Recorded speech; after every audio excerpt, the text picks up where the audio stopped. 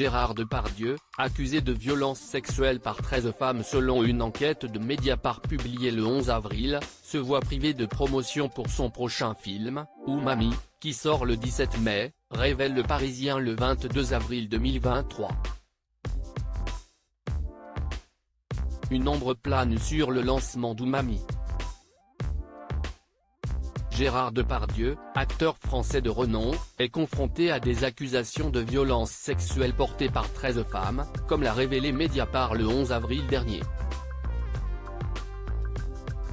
Ces allégations surviennent après le témoignage de l'actrice Charlotte Arnoult en 2022, affirmant avoir été violée par l'acteur en août 2018. Malgré les démentis de Depardieu, et les soutiens de ses amis comme les réalisateurs Patrice Lecomte et José Dayan, cette situation a des répercussions. Ainsi, la promotion de son prochain film, Umami, réalisé par Sloniso et attendu en salle le 17 mai, a été bouleversée. Selon Le Parisien du 22 avril, les équipes du film ont décidé de priver Gérard Depardieu de toute promotion. Jérôme Hilal, président de Zing, la société qui distribue le film, a expliqué avoir contacté le producteur et le réalisateur pour s'assurer qu'aucun incident ne s'était produit durant le tournage. Ils lui ont assuré que ce n'était pas le cas.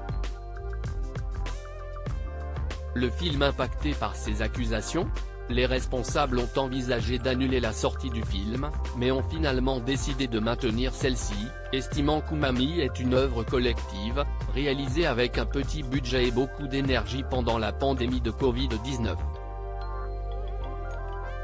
Néanmoins, Gérard Depardieu, qui apparaît dans une très grande majorité des scènes du film, ne participera pas à la promotion et sera complètement écarté de celle-ci.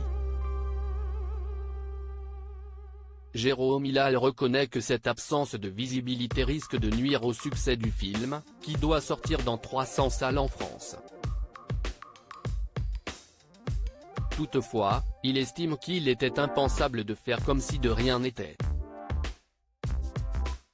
On condamne fermement les comportements abusifs et on apporte tout notre soutien aux victimes de violences sexuelles, a-t-il déclaré à nos confrères du Parisien.